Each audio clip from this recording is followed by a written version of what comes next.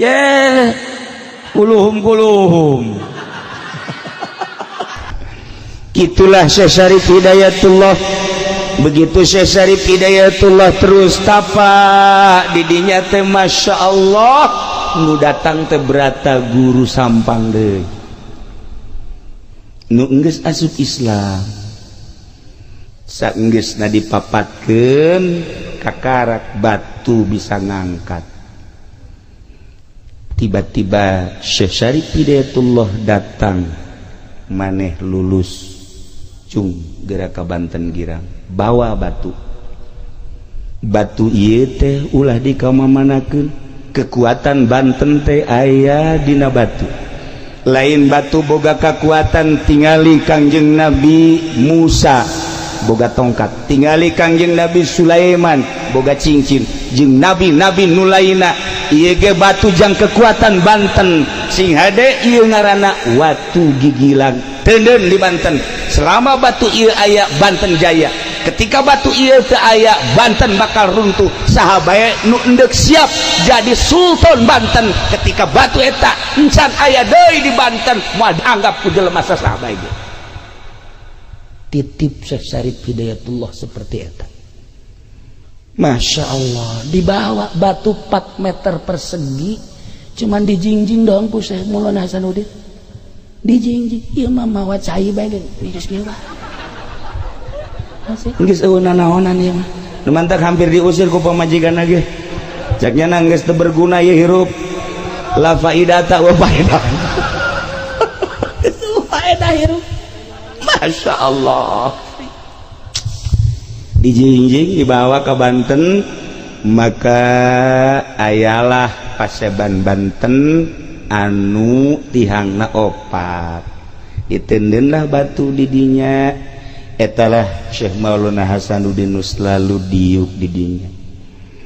selama batu eta aya perang jeung sahabat bakal menang mulai Syekh Maulana Hasanuddin berangkat perang dikirim bala tentara ti Demak saeutik ngalawan Hindu nu aya di dieu anu dibantu ku Portugis jeung Inggris anu kekuatan militerna luar biasa. Syekh Maulana Hasanuddin Sugan Gimbir teu aya begitu perang 10 lipat kekuatan kafir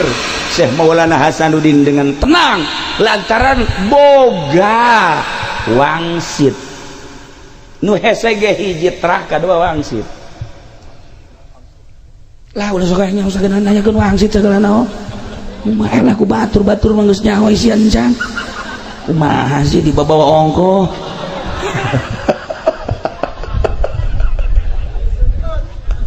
aduh Masya Allah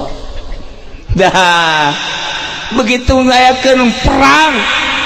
anu bala tentara militer saeutik ti Demak hampir eleh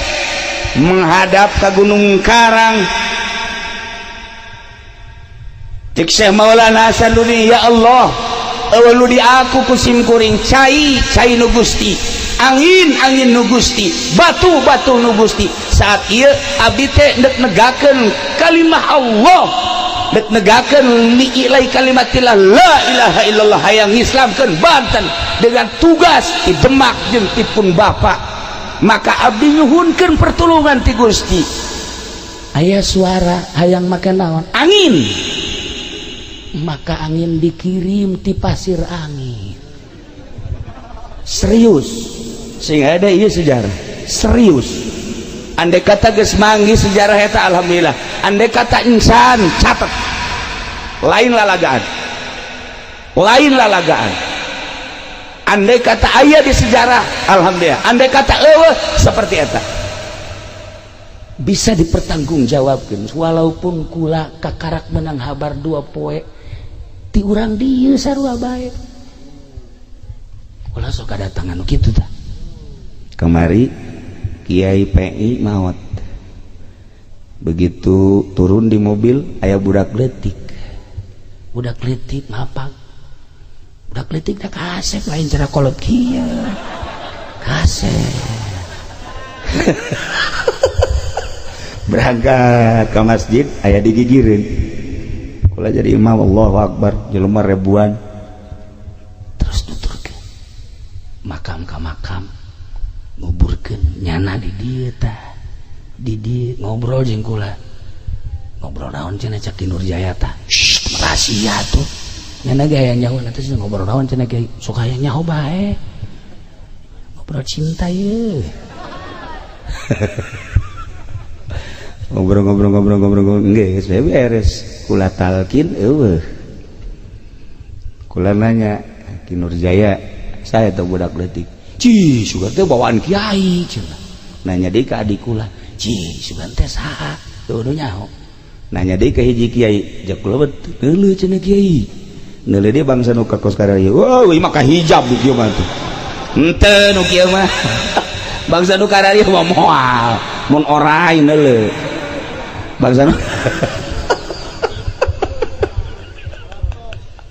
leuleuh ngomongnya na ngobrol jeung kula eueuh ieu ge aya anu datang masyaallah ieu horeng pasir angin teh pernah dicokot diundang ku Syekh Maulana Hasanuddin ketika perang ngelehkeun Hindu anginna ti dieu ieu pasir angin teh lain lawaran mantak ayalah jampe paranting ngadatangkeun angin henteu kudu lobaan ka Jakarta demo teu kudu eta mah endek masalah tinggal diondang bae angin pasir angin tobat tuh Ahok kubruskeun habak beres hayu sia asal geus datang angin pasir angin masyaallah lain lalawar dia aya liangna ngan liangna teu kadeuleu nu kadeuleu liang anak we di dieu mah liang eta teu kadeuleu liang angin eta mah tapi insyaallah urang-urang dieu paham aya nu paham nah dua kekuatan hiji cai ialah Cibanten ngaranna Cibanten teh huluna di Gunung Karang turun di Gunung Karang pecah dua nu hiji ke arah barat sekitar 35 km ke laut jadilah dermaga internasional nu hiji ka Karang Atu nah iyalah jadilah dermaga nasional dua kekuatan maka di Banten ulah coba-coba Gunung Karang pusatna adalah Gunung Karang sejuta kali garaga orang Banten ternyaba ke Gunung Karang mual aya kekuatan Gunung Karang titisan ti baheul dongeng almarhum abah kula waktu masantren di Sekong hayangnya bakal guru gas umur 7 berangkatlah tiluan nu hiji ngaranna Wes Kurni orang Tangerang kabeh nu hiji di Samsudin berangkat di ditu nu dua sombong sebab puasa bae nu duaan mah sia Madam Yati neuk naik ke Gunung Karang teu puasa mopo sia kajen ku kumaha ge ye aing ye hijib nasor geus dikelek manya hijib naon deui si dieu hijib sepi mah komo anginna ge geus ambalaya ya tuturkeun aing ke asal naik ke Gunung Karang sia tuturkeun deuleukeun aing mah naik angin cek kana begitu datang wallahu alam ka mana maropo kabeh teu kuat nu dua mah alah cenah dameti aing mah teu kuat cek cenah ieu aing mah moal bisa terus ka ditu geus teu kuat kumaha sih nyaritakeun teu kuat hese nyaritakeun teu kuat teh hese okos aya lalaki hayang kanu geulis teu kuat aya beungeut perang hayang kanu geulis aduh teu kuat teu nyambung tapi ulah leutik ka ate lalaki mah pembeli itu geulis kajen teh geulis beungar iya ini roae itu pasang ye mujizat Gusti Allah masyaallah il qala Yusuf li abihi ya ngaji memang ngaji amil eta heula nah lah urang dia mah geus leuwih nyaho bae pokona urang kulon mah bangsa perpeletan mah atuh perpeletan mah ilaku mah teu ieu tapi almarhum abah kula masyaallah ketika tawadu di harapan Gusti Allah ya Rabbi abdi mah ngarasa puasa tilok dahar beki wiridan tilok tapi abdi hayang kapatilasan Syekh Maulana Mansur di luhur abdi teh hayang datang ka tiba-tiba kunaon aya rumawa wallahu alam sabaraha menit datang ka luhur datang ka luhur teh sorangan ai batur aing eueuh sakieu ieu aing sorangan cai loba sieun ku sebab lo sorangan bae di luhur. Nah teh di jamaah tu mandi dan lain sebagainya turunnya jalan mana ya sakieu sebab tadi beureum datang ka luhur tapi tidinya dengan penuh ketawaduan deui tiba-tiba dibawa deui datang deui ka babaturan keur ngagaloler bae kieu. Masya Allah, rahasia Gunung Karang namun dibawa takabur bahaya sebab lain baheula bae kuari emang eueuh ieu anu keur tapa aya nu keur tapa di Gunung Karang kuari urang Jawa Timur kabeh urang Jawa Tengah jeung Jawa Barat termasuk Banten eueuh nu keur tapa kuari di Gunung Karang urang Jawa Timur nu geus turun 5 poe ka tukang orang Jawa Timur kene tapa di Gunung Santri di Gunung Karang di Banten balik kita mampir ka imah mau dicaritakeun ka ditu nama ngan urang Jawa Timur kuari aya kene urang Jawa Timur ieu teh geus dieusian kudu tapa ti baheula datang ka kuari nah panjang urang mun nyaritakeun Gunung Karang mantak hadiahna ge teu barang sambarangan ulah ge tadi rada ngageter tita hadiah padahal urang dieu bae tapi kukula dihadiahan lalauna menang kadenge ku batur oh geus hadiah berata guru teh aya bae nah iyalah Banten Masya Allah cai bisa digunakan jang perang di dieu mah ulah sambarangan angin bisa digunakan jang perang nganu hese de kunci nu hese ge teh ngadatangkeun angin kumaha lamun salah ngadatangkeun angin lain bisa pake perang nyanana kena tsunami. Iya pernah yang ngundang angin pernah ngajeledag pernah dibawa ke Grogol saya bikin nah itulah para jamaah kaum muslimin wal muslimat rahimakumullah iya Banten mengenai tentang Gunung Karang jeung Gunung Pulasari iya batu anu aya di Banten tersebut dipindahkeun ka Surakarta Jaya dipindahkan deui ka Banten ketika Banten ngangaranan angin di ngaranan lah angin teh ku ngaranna opat Pangeran Kidul, Pangeran Kaler, Pangeran Kulon, Pangeran Wetan dipakelah ngarat salah satu opat incu daripada Syekh Maulana Hasanuddin eta teh julukan ngaran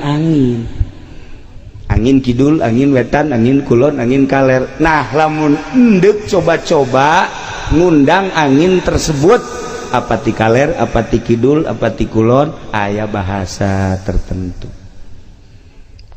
aya keneh karuhun urang di dieu insyaallah anu lamun huru hara gede bakal tarurun di Gunung Karang mudah-mudahan karuhun urang masih keneh ningalikeun urang mudah-mudahan karuhun urang masih deudeuh jeung nya neuleuh ambalaya anak incuna beuh ieu geus teu puguh arah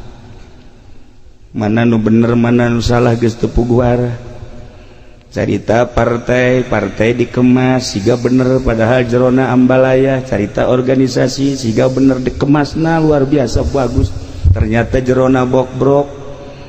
pondok pesantren kadeluna bagus dikemas berbagai ngaran pondok pesantren ternyata jerona Masya Allah selama hubud dunia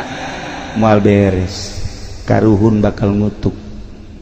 gila Gunung Karang para jamaah kaum muslimin wal muslimat rahimakumullah saat ieu batu nu pernah dibawa di ka Banten aya salah sahiji incu Banten anu nakal maka batu tersebut teh moal dibejakeun ngaran anu mawa batu tersebut kemudian didagorkeun kana sirahna semplek jadi batu gigilang eta semplek juruna saeutik urut ngahajar salah satu incu Syekh Maulana Hasanuddin